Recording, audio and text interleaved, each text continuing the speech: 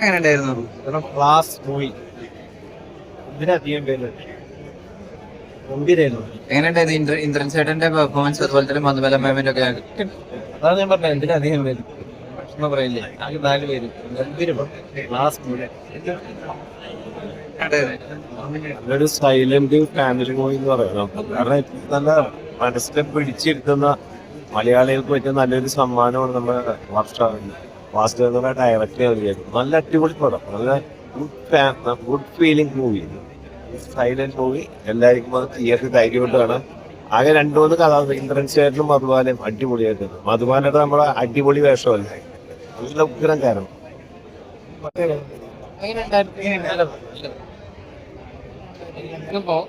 ആളുകൾ തിയേറ്ററിൽ നിന്ന് ഓടി ഇറങ്ങുന്നുണ്ടെങ്കിൽ അതിന്റെ പേരിൽ 2 കാര്യമുണ്ട്. പയ്യെ സാവധാനം ഇറങ്ങുന്നുണ്ടെങ്കിൽ ആ സിനിമയ്ക്ക് അത്രമാത്രം പ്രാധാന്യം ഉണ്ടെന്ന് മനസ്സിലാക്കിയാൽ മതി. ഇത് നിങ്ങൾ സാധാരണ ആളുകളൊന്ന് റിവ്യൂ പറയുമ്പോഴല്ല, ഞാനൊരു പടത്തിൽ റിവ്യൂ പറയാറില്ല. ആദ്യമായിട്ട് റിവ്യൂ പറയുന്നത് ഈ പടം എല്ലാവരും കാണണം, നിർബന്ധമായിട്ട്. കണ്ടില്ലെങ്കിൽ നഷ്ടമായിരിക്കും. ചേട്ടാ, പടത്തിനെ പറ്റി എന്താണ് അഭിപ്രായം? സൂപ്പർ പടം. അപ്പൊ ആകെ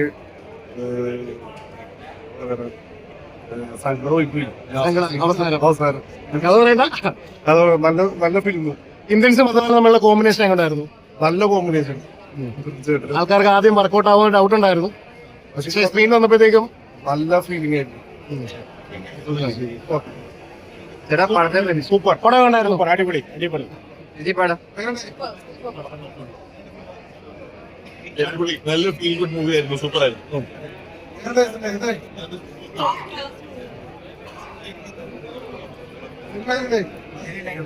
ചേട്ടാ, പടത്തിനെ പറ്റി ഒരു അഭിപ്രായം പറയാം. എങ്ങോട്ട് ഇന്ത്യൻസ് മൊത്തം കോംബോ കാര്യങ്ങളൊക്കെ അടിപൊളിയായിട്ട് പോയി. It's a pakka emotional film. when you come out from the theater നിന്ന് വെളി വരുന്ന സമയത്ത് നിങ്ങളുടെ മനസ്സിലെ ചങ്ക് too good. Imran sir and Madhubala ma'am and phase rate camera, music, too good. I think everyone, family should come and watch the film. It's a family movie. It's a family movie and feel good film. And then രണ്ടുപേരുടെയും combination ഉണ്ട്, Indians Madhubala. amazing. Imran sir, like നമ്മളെ I don't know. It's a great film. Watch it. It's a like a feel good. What? Amazing. പടം കണ്ടായിരുന്നോ? എങ്ങോട്ടായിരുന്നു? രണ്ടുപേരും തമ്മിൽ combination എങ്ങോട്ടായിരുന്നു? പിന്നെ വാരണാസി വളരെ മനോഹരമായിട്ട് കാണിച്ചു. നല്ല സിനിമ. ഓക്കെ, പടം എങ്ങനെ ഉണ്ടായിരുന്നു? വാരണാസി ഇത്രയും ബ്യൂട്ടിഫുൾ ആയിട്ട് ഞാൻ ഇതുവരെ ഒരു മൂവി കണ്ടിട്ടില്ല. നല്ല പിന്നെ രണ്ടുപേരും കോമ്പിനേഷൻ കാര്യങ്ങളൊക്കെ ഉണ്ടായിരുന്നു, ഇന്ത്യൻസ് മധുബാല. ഇതുവരെ കാണാത്തൊരു മധുബാല ആണെങ്കിലും ഇന്ദ്രൻ സാർ ആണെങ്കിലും വളരെ ബ്യൂട്ടിഫുൾ ആയിട്ടുണ്ട്. ആൻഡ് വർഷ ആക്ച്വലി നല്ല ഫ്രെയിംസും, ഐ മീൻ വാരണാസി നല്ല ബ്യൂട്ടിഫുൾ ആയിട്ട് കാണാൻ പറ്റുന്നുണ്ട്. വാരണാസി മാത്രമുള്ള മൂവിയിൽ നല്ല രസമുണ്ട്. എനിക്ക് 2 കാര്യമാണ് പറയാനുള്ളത്. ഒന്ന്, ഈ പടത്തെയും ഡയറക്ടർ വർഷവാസത്തെയും உங்களுக்கு നമ്പലാം. പിന്നെ ഒറ്റയല്ല 3 വാക്കിൽ ഈ പടത്തെ പറ്റി പറയുന്നത്, അതായത് ആസை, അഴക്, അമേരിക്ക.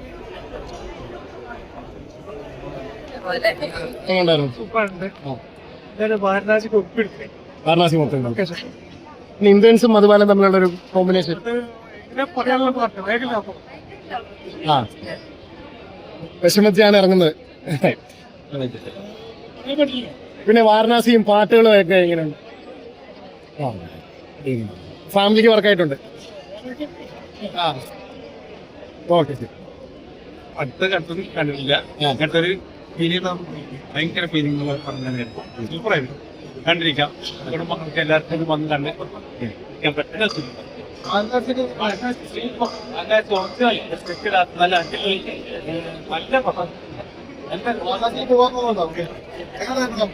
പടം വളരെയധികം നല്ലതാണെന്ന് നിങ്ങളും എന്ത് പറയുന്നു? ഇതാണ് പ്രൊഡ്യൂസർ. സോ എല്ലാവർക്കും ഭയങ്കരമായിട്ട് ഫീൽ ആയിട്ടെന്ന് വിചാരിക്കുന്നു. ഞാൻ അതിന്റെ ക്യാമറ, അത് നമ്മുടെ വൈകുമാര് അങ്ങനെ മൊത്തത്തിൽ എനിക്കൊന്നും എല്ലാവരുടെയും കണ്ടു നിൽക്കുന്ന ഒരു പരിപാടിയാണ്. നമ്മള് ഒരുപാട് അവിടെ കണ്ടെങ്കിലും വീണ്ടും തരേണ്ടി വന്നു. ബട്ട് ഇതൊരു നല്ല മൂവിയാണ്, നല്ല ഫീൽ ഗുഡാണ്. ചർച്ച എന്ന് പറയുമ്പോൾ അതൊരു സങ്കട ചർച്ചയല്ല, ഇതിന് സന്തോഷ ചർച്ചയുണ്ട്. ആർക്കും പറയും ഭയങ്കര ഇമോഷണൽ ഒരു വേറെ ഇമോഷൻ തന്നെയാണ്. എല്ലായിടത്തും പോസിറ്റീവ് റെസ്പോൺസ് ആണ് വന്നത് ഇറങ്ങുന്ന എല്ലായിടത്തും. എല്ലാവരും പടം കാണാം, നിങ്ങളെല്ലാം പടം കാണാൻ ബാക്കി ഓഡിയൻസിന്റെ റിവ്യൂ ചോദിക്കാം. ഞങ്ങളുടെ റിവ്യൂ ഒരിക്കലും എല്ലാവർക്കും റിവ്യൂ ചോദിക്കാം. Thank you. അടിപൊളി. ചിന്ന ചിന്നാസില് ഒരു വ്യത്യസ്ത കഥാപാത്രമാണ് ഇന്നസെന്റൻ അതുപോലെയും അതേപോലെ ഇന്ദ്രൻസ് ചേട്ടനും നല്ല അടിപൊളിയായിട്ട് ചെയ്തിട്ടുണ്ട്. പുള്ളിയൊരു വ്യത്യസ്ത കഥാപാത്രത്തിലൂടെയാണ് ഈ പടത്തിൽ വന്നേക്കുന്നത്. എന്തായാലും 2026 പുള്ളിക്ക് തന്നെ ഈ അവാർഡിൽ കിട്ടുന്നൊരു പ്രതീക്ഷയുണ്ട്. നല്ല പടം, സൂപ്പർ.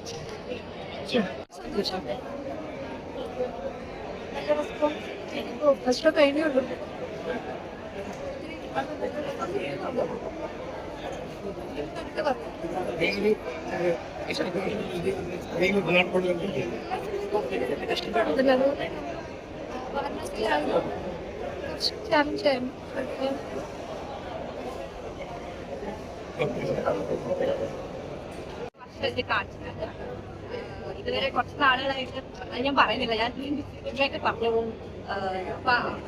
അത് കണ്ടപ്പോ എനിക്ക് ഭയങ്കര ഓക്കെ. നമുക്കും ഇങ്ങനെ നമ്മുടെ ചെറിയ ചെറിയ ആഗ്രഹങ്ങളാണ്. അത് ബാക്കിയുള്ളവരെ ഒന്നും നോക്കാതെ നമ്മൾ ആ ആഗ്രഹത്തിന് വേണ്ടി നിൽക്കണം എന്നുള്ളൊരു സാധനം ഏതോ രീതിയിൽ വർഷം അതിൽ പറയുന്നില്ല. അത് വളരെ നന്നായിട്ട് എനിക്ക് തോന്നി. നമ്മളെ ഒരാൾ സപ്പോർട്ട് ചെയ്യുക എന്ന് പറയുന്നത് ഒരു വലിയൊരു ഫാക്ടർ ആണല്ലേ. അത് ജീവിതത്തിൽ എത്രത്തോളം സ്വാധീനിക്കും അത് എൻഡ് ടു എൻഡ് ലൈഫ് വരെ അത് വേണ്ട ഒരു കാര്യമാണോ? അതോ ഇപ്പൊ ചിലർ പറയുന്നുണ്ട് എനിക്ക് ഒറ്റയ്ക്ക് ജീവിക്കാൻ പറ്റും, എനിക്ക് ഒറ്റയ്ക്ക് മതി, ജീവിച്ച് നോക്കും. പക്ഷെ ഇവിടെ പറയുന്നത് ഒരാൾ കൂടെ ഉണ്ടെങ്കിൽ എന്നൊരു ചോദ്യം വരുന്നുണ്ട്. സോ അത് ഇതില് ശരിക്കും എങ്ങനെ മൂവി കണക്ട് ചെയ്യാണ്ട് എങ്ങനെ പറഞ്ഞ ആൻസർ പറയുന്നത് എനിക്ക് അറിയില്ല. അതുകൊണ്ടാണ് ഇതൊക്കെ തന്നെയാണ് മൂവിയില് എവിടെയൊക്കെ കണക്ട് ആവുന്നുണ്ട് അല്ലേ. ഒരു സപ്പോർട്ട് എത്രയൊക്കെ ഇൻഡിപെൻഡന്റ് ആണെന്നൊക്കെ പറഞ്ഞാലും ആരെങ്കിലും ഒരാൾ ഒരു ഫ്രണ്ടെങ്കിലും നമുക്ക് എപ്പോഴും വേണം. അത് എന്താ പറയാ, അത് ഇതില് ശരിക്കും അതുപോലെ ആക്ച്വലി ഈ ഒരു ലീല എന്ന് പറഞ്ഞ ക്യാരക്ടർ അങ്ങനെ ഒരു ക്യാരക്ടറാണ്. സോ ഇന്ദ്രൻ സാർ വരുമ്പോ ആ ലീലയുടെ ലൈഫിൽ ഉണ്ടാവുന്ന ചേഞ്ചസ് ആണ് ഇതിൽ ഇതിലുള്ളത്. അത് രസമാണ് കാണാൻ വേണ്ടിട്ട്. ഇനിയും പറഞ്ഞ ഞാൻ സിനിമയുടെ കഥയൊക്കെ പറഞ്ഞു. ഇത് കാണാൻ ആഗ്രഹിക്കും.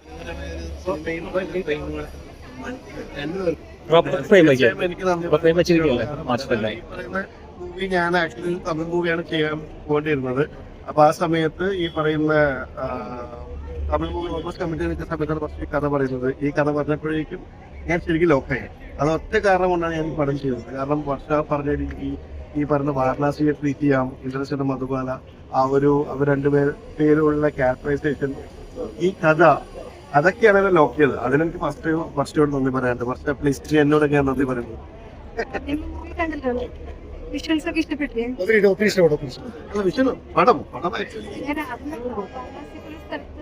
ഷൂട്ട് ചെയ്യാന്ന് പറഞ്ഞാൽ കുറച്ച് സ്ട്രഗിളാണ്. അത് മനോഹര ഷൂട്ട് ചെയ്യാന്ന് പറയാൻ അതിലും സ്ട്രഗിളാണ്. സിനിമ കണ്ടുകൊണ്ടിരുന്ന സമയത്ത് ആ വള്ളത്തിന്റെ സീനെ കാണിച്ച പല ആളുകളും അത് ക്യാപ്ചർ ചെയ്യുന്നുണ്ട്. അപ്പൊ അവർക്ക് അത്രയും ആ ഫ്രെയിം അത്രയും ഇഷ്ടപ്പെട്ടതുകൊണ്ടായിരിക്കുന്നത്. പലരും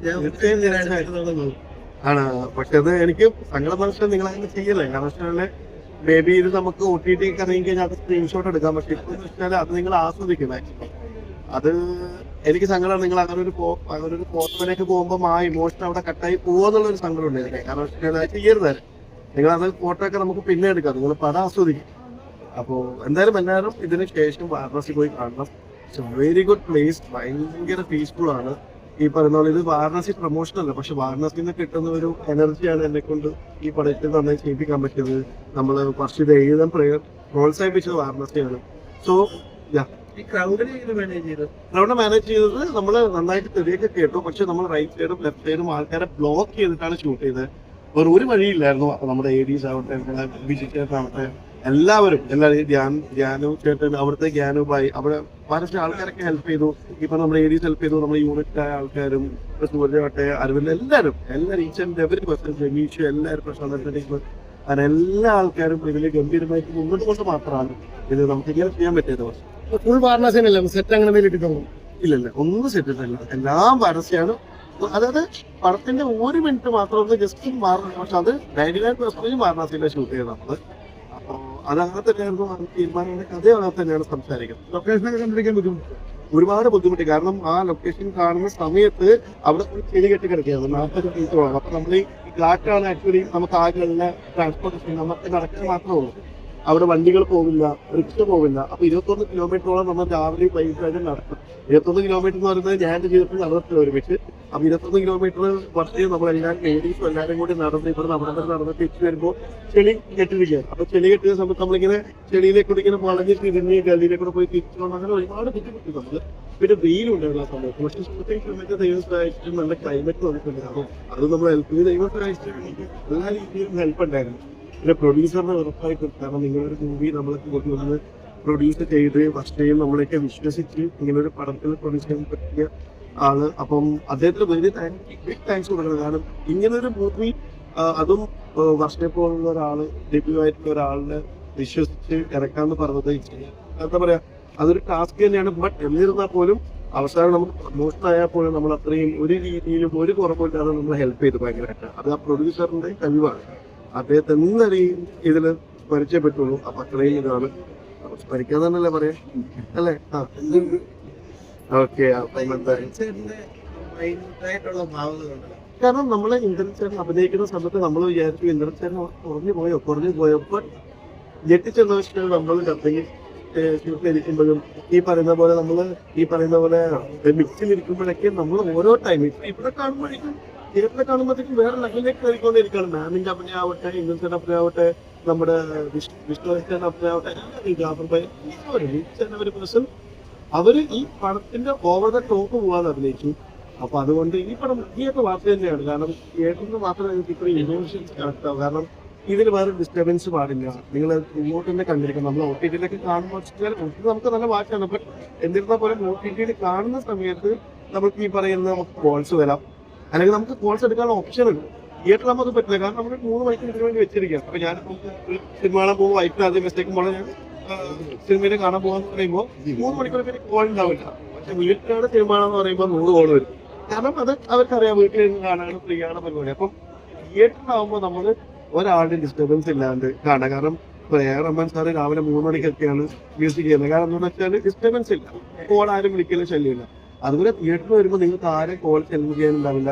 സൈലന്റ് ആക്കി വെക്കാം. അഥവാ ആരും വിളിച്ചാൽ തന്നെ എടാ ഞാൻ തിയേറ്ററിലായിരുന്നു എന്ന് പറയാം.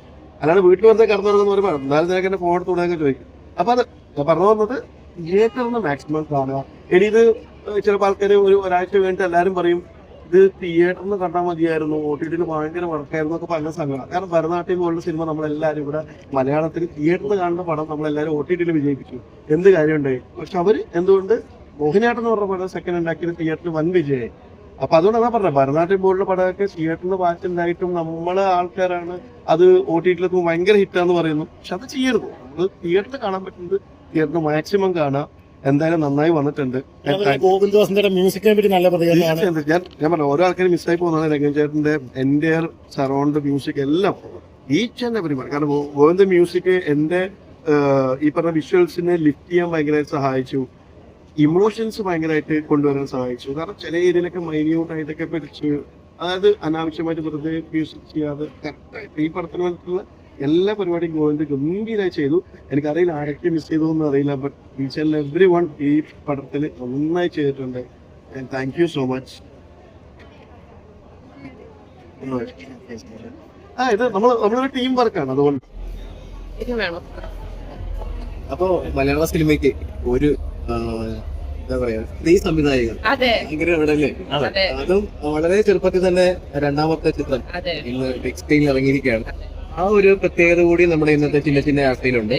തന്നെയല്ല ഇന്ന് അത്യാവശ്യം മുൻ നിരയിലുള്ള താരങ്ങൾ തന്നെ, അതായത് ഇന്ത്യൻ ചേട്ടൻ ഉൾപ്പെടെയുള്ള മുൻനിര താരങ്ങൾ തന്നെയാണ് ഈ ഒരു ചിത്രത്തിൽ വന്നിരിക്കുന്നത്.